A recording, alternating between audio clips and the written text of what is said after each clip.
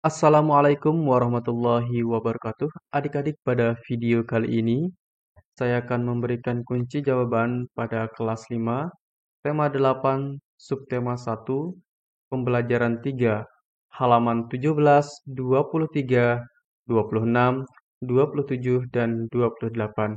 Baik, langsung saja kita jawab di halaman 17. Di halaman 17 ada sebuah kolom yang kita isi dan ditanya peristiwa yang terjadi pada teks Rumah Betang Uluk Palin. Baik, kita jawab. Yang pertama adalah Rumah Betang Uluk Palin merupakan rumah adat suku Dayak. Kemudian yang kedua, Rumah Betang Uluk Palin terletak di Kapuas Hulu di daerah Kalimantan Barat. Yang ketiga, Rumah Betang Uluk Palin mempunyai ukuran panjang 268 meter dan dengan ketinggian 5-6 meter. Yang keempat, Rumah Betang Uluk Palin ternyata dihuni lebih dari 500 jiwa yang terdiri atas sekitar 130 kepala keluarga. Yang kelima, Rumah Betang Uluk Palin kebakaran pada tanggal 13 September 2014 dan tidak ada yang tersisa akibat kebakaran itu. Berikutnya masih di halaman 17, kita ditanya untuk keunikan Rumah Betang Uluk Palin. Jawabannya, yang pertama keunikannya adalah dihuni oleh lebih dari 500 jiwa yang terdiri atas sekitar 130 kepala keluarga. Bayangkan di dalam satu rumah ada 500 orang yang hidup di sana. Kebayangkan? Berikutnya yang kedua, dibangun tinggi dari permukaan tanah untuk menghindari musuh, binatang buas atau banjir. Nah, itu positifnya dari rumah Palin ini, karena dibangun tinggi dari tanah, itu bisa menghindarkan kita dari binatang buas. Kemudian jika terjadi banjir juga bisa melindungi kita dari banjir. Berikutnya yang ketiga, bentuknya memanjang serta terdapat sebuah tangga dan pintu masuk ke dalam. Yang keempat, 3 kali berpindah lokasi karena menyesuaikan dengan perubahan alur Sungai Uluk dan Sungai Nyabau akibat erosi. Kelima, dapat ditemui di pinggiran sungai-sungai besar yang ada di Kalimantan. Berikutnya masih di halaman 17. Di halaman 17 ini kamu diminta untuk menuliskan daerah kamu sendiri. Misalkan dari Jawa Tengah, kamu tulis Jawa Tengah. Kemudian kamu tulis nama rumah adat di daerah kamu. Dari kan tadi Jawa Tengah kamu tulis nama rumah adatnya. Kemudian berikutnya kamu diminta untuk menuliskan keunikan rumah adat yang ada di daerahmu. Sudah paham maksud yang ini? Baik, kita lanjut berikutnya. Di halaman 23. Naskah drama pendek tentang sikap toleransi. Di sini ada naskah yang sangat pendek ya. Kalian bisa tulis di buku kalian, di buku tugasnya. Di sini ada obrolan Widya, Azizah, dan Mas Ruhatul. Oke, berikutnya kita jawab di halaman 24. Ya, di halaman 26 ya. Mohon maaf, 24 tidak ada soal yang perlu kita jawab. Sekarang kita jawab di halaman 26.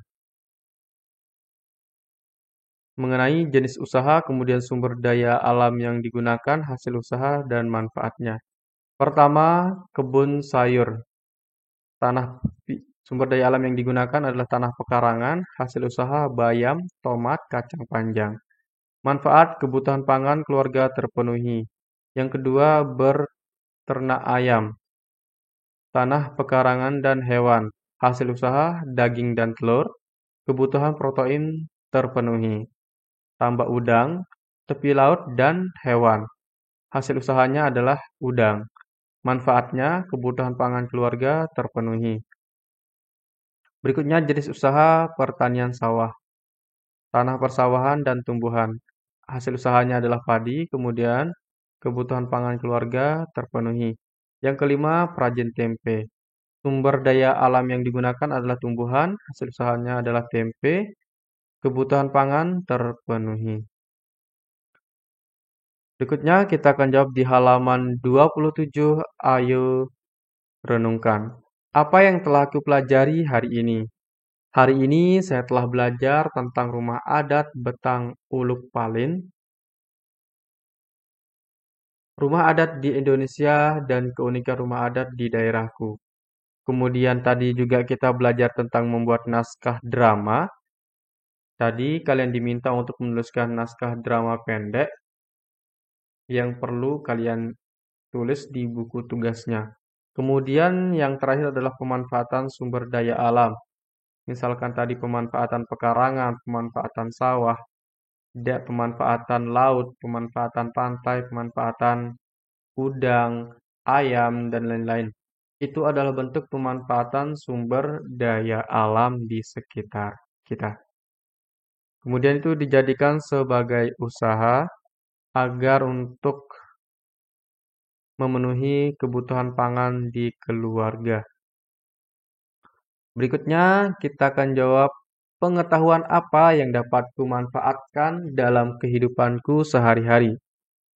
Jawabannya, pengetahuan yang dapat saya manfaatkan dalam kehidupan sehari-hari ialah menjunjung tinggi sikap toleransi dan mencintai budaya Indonesia, khususnya daerah sendiri.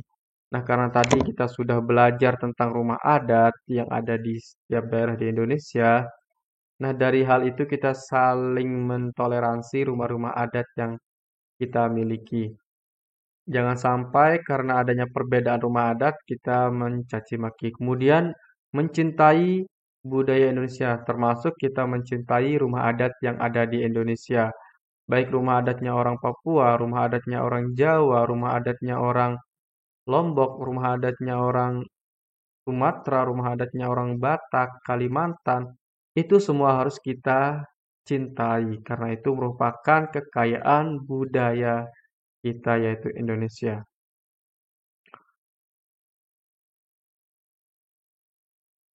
Nah, itu saja merupakan kunci jawaban pada pembelajaran kali ini. Tetapi yang terakhir, ada lagi yang terakhir di halaman 28. Bagaimana bentuk sikap toleransi atas keragaman budaya di lingkungan tempat tinggalmu? Diskusikan bersama orang tuamu lalu tuliskan. Baik, di sini ada 5. Yang pertama, menghargai dan menghormati budaya orang lain. Karena setiap orang memiliki budaya dan ciri masing-masing di setiap daerahnya. Kemudian yang kedua, bekerja sama dan tolong-menolong antar sesama. Yang ketiga, menghargai setiap keyakinan yang dianut oleh orang.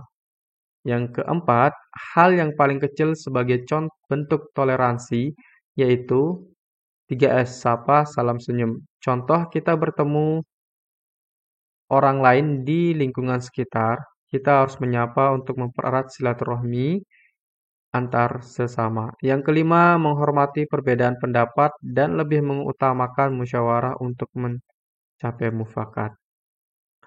Nah, di halaman 28 berikutnya, yang kedua, identifikasilah kebutuhan dalam keluargamu yang memanfaatkan hasil dari usaha bidang agraris. Apa itu bidang agraris? Adalah bidang dalam usaha perkebunan maupun pertanian. Yang pertama, jenis kebutuhan adalah nasi, kain wol, minyak goreng, pakaian, makanan.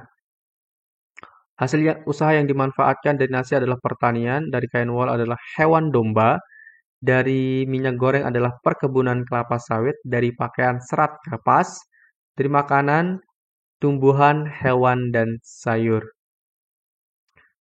Baik, jangan lupa like video ini, kemudian bagikan ke teman-teman kamu, ke grup WA kamu, agar teman-teman kamu juga bisa menjawab soal dan kunci jawaban di pembelajaran ini. Assalamualaikum warahmatullahi wabarakatuh.